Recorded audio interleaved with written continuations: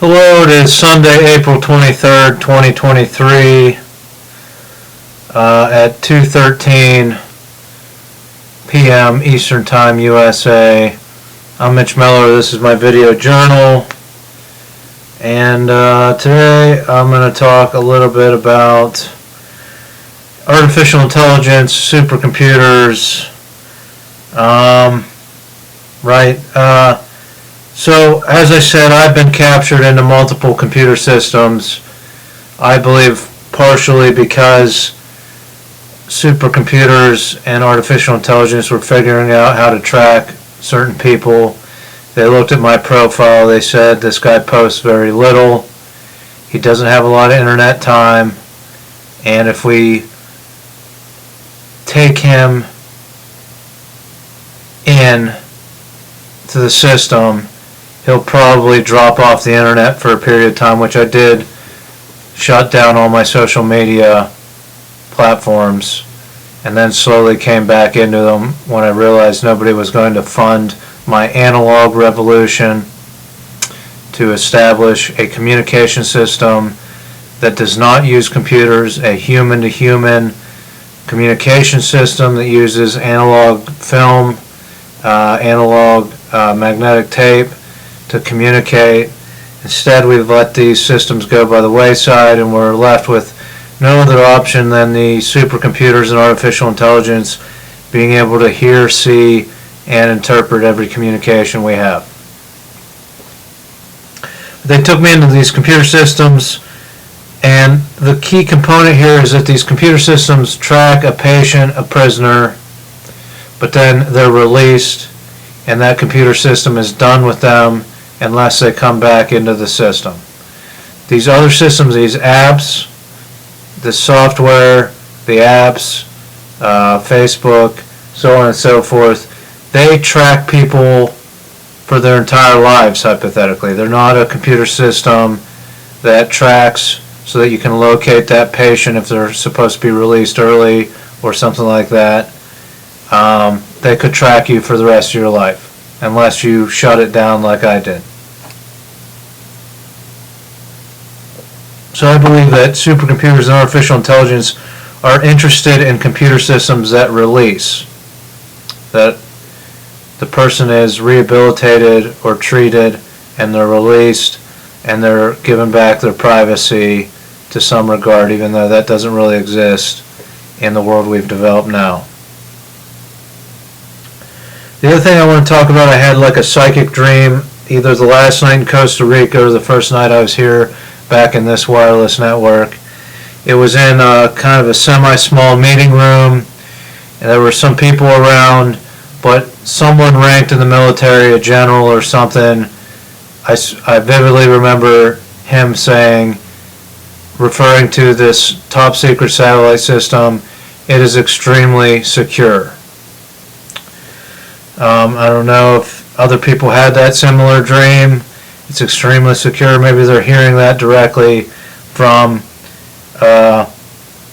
military personnel.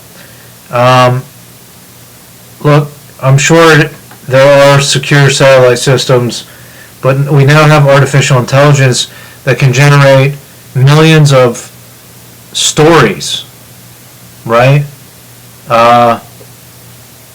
Fiction, non-fiction stories. So billions of words in seconds, right? And there's parameters to the English language. There's rules, and this artificial intelligence has to stay within these rules, right? And it doesn't vary out of that. That's why writers like me are still viable.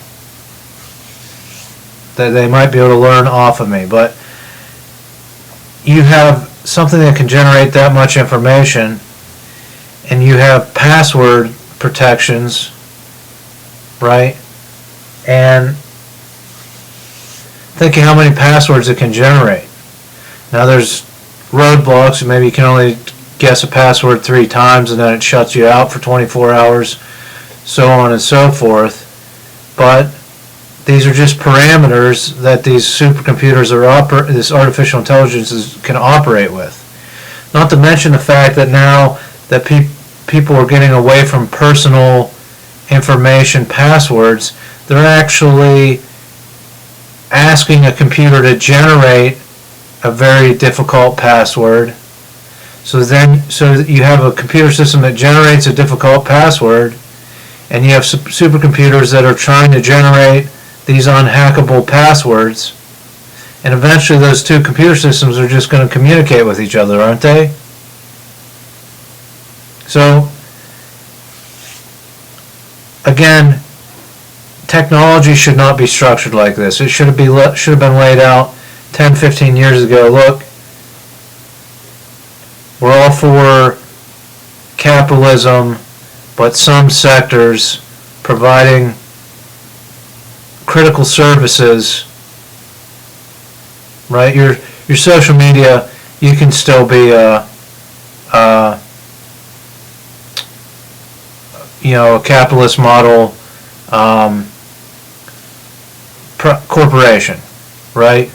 But when they start to incorporate the email that we need to communicate and other companies and absorb them, and it's not just a social media platform, people posting pictures, and then they start working on artificial intelligence, it's a serious issue.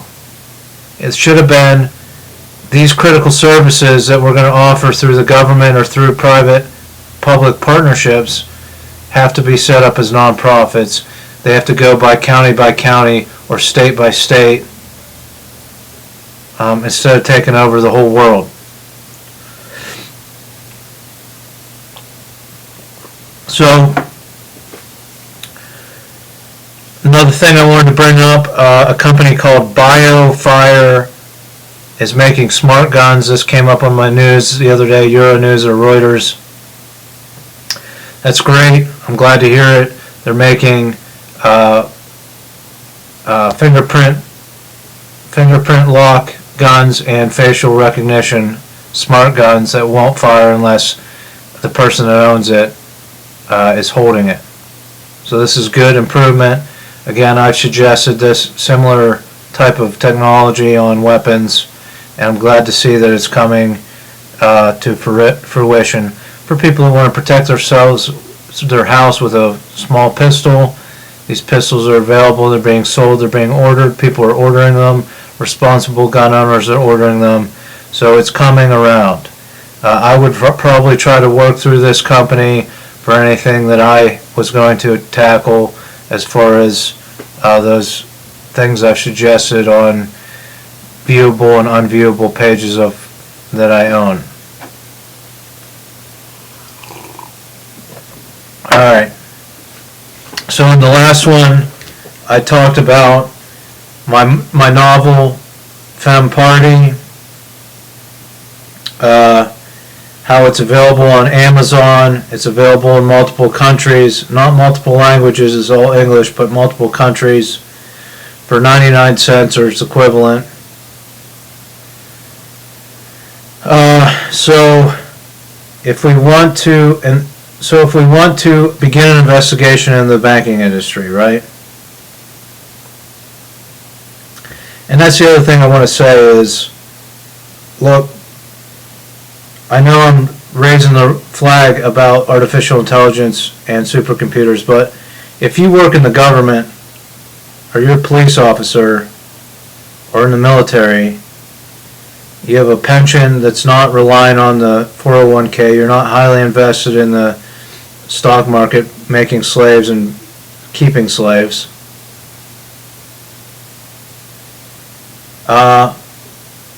There's part of me that says, I'll go out and do the forums and raise awareness, but you might as well, part of me says just let it happen, right? We didn't build this technology.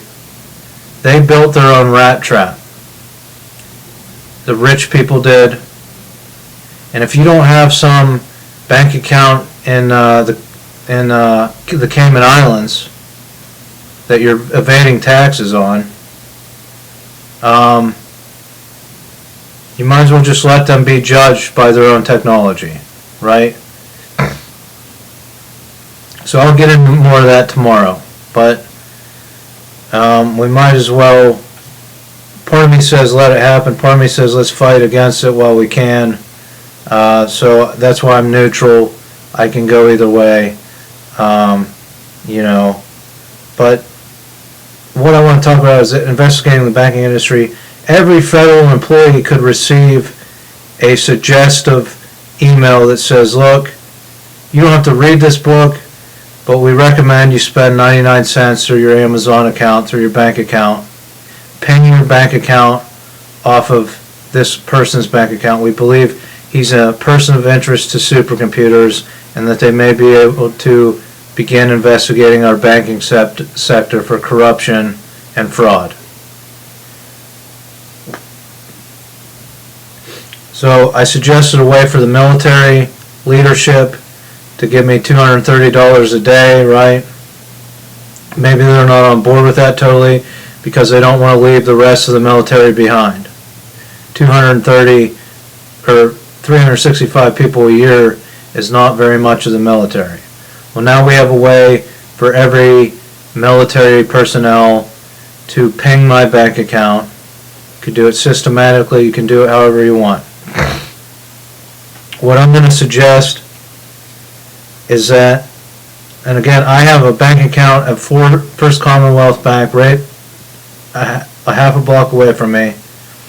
I did not sign up for the online banking. I did start to fill it out and then I rejected it because I read the contract and I rejected their contract for online banking. So I get paper statements. So what I suggest is 590 military personnel coordinate and buy my Femme Party novel through Amazon at approximately the same time or same day. I get 39 cents, I think. I haven't looked at my contract for a long time. The book is priced at 99 cents. I think Jeff Bezos lets me get 39 cents per copy sold electronically, and he gets the other 50 cents. Or, 60 cents. So if 590 people roughly buy the novel, that equals $230 going to me in one transaction, basically. I think Amazon disperses the money twice a month or once a month, and then I have to wait for my paper statement, so I won't actually see it unless I receive an email from Amazon saying, hey, your book sold 230 or 590 copies in one day, something like that. I won't know and I won't check it. So it could be a month, month and a half before I get the message, or 2 months, hey, we're ready to do this. We're ready to investigate the banking industry in this manner. When I get that sign, because I have one bank account and I opened one with Ken, I got to check on that. I don't see a need for more than one bank account unless I'm going to start getting more money than just my Social Security, disability, and a little bit of side money through Ken or through the embroidery shop. I don't need two bank accounts. That's why I haven't signed up for my Navy Federal Credit Union account yet through my dad. If I see that this is possibly going to happen, I get $200 deposit from Amazon. I will then move forward with opening my Navy Federal Credit Union bank account, and I will attach that bank account to my Amazon account so I can receive money from these book sales, into my Navy Federal Credit Union account.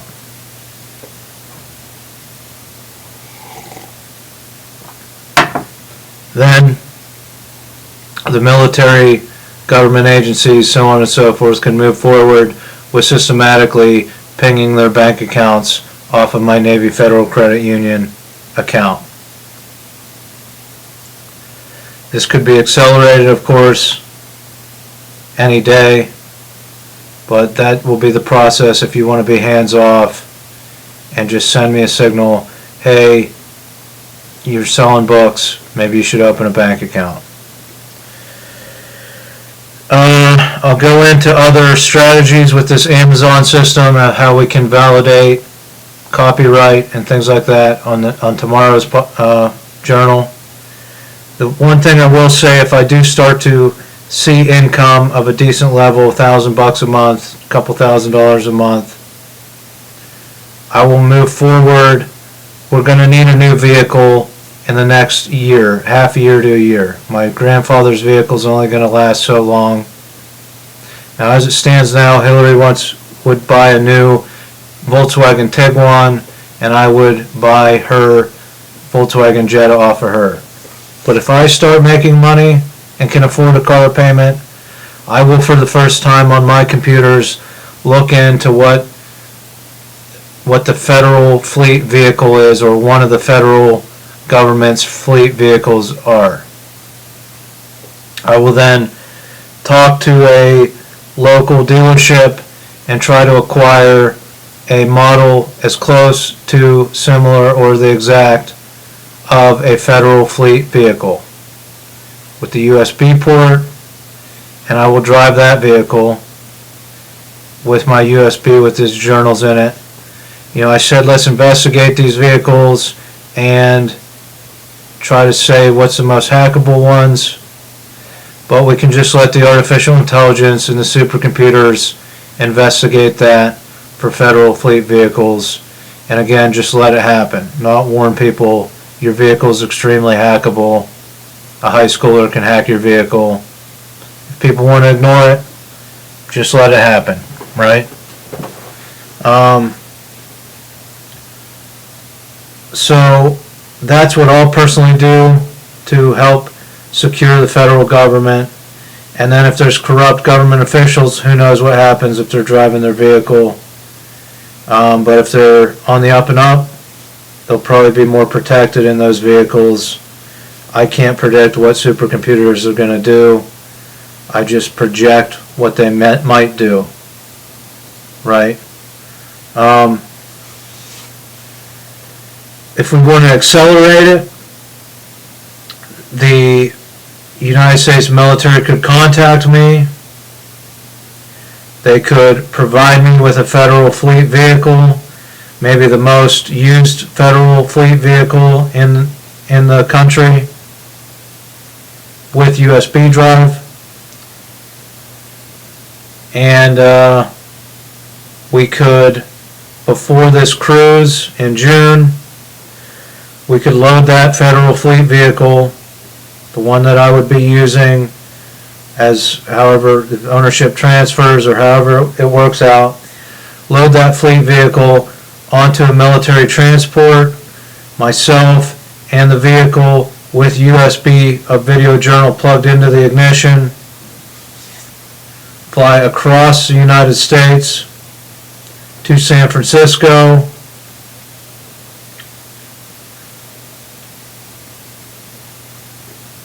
therefore this super secure satellite network, or any satellites above the United States, we would be able to analyze if they can get into the ignition system of that fleet vehicle while it is in transit tens of thousands of feet above the wireless network, right? And this could be important information for transporting Humvees ignitions, tank ignitions, all military vehicle ignitions.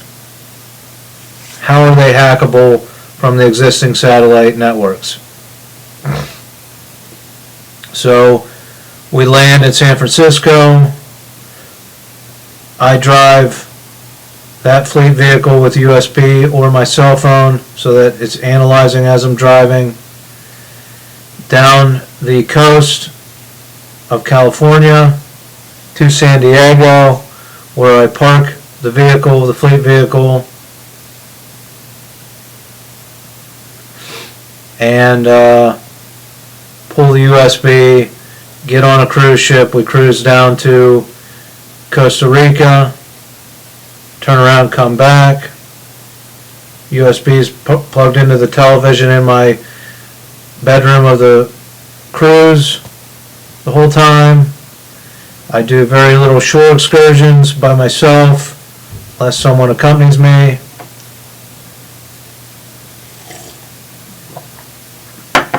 To be sure that I'm secure to get over to Europe and hopefully proceed with Operation Oligarch, where we end the war between Ukraine and Russia.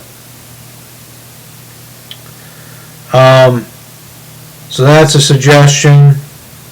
I could leave that fleet vehicle in San Diego. If the military doesn't want to transport me back to Pittsburgh, I could book a commercial flight. I could then proceed. After I've been approached, I assume there would be some kind of compensation package, whether it's the ones I've suggested or not. Then I could buy my own similar fleet vehicle or acquire another one from whatever agency or resource there is.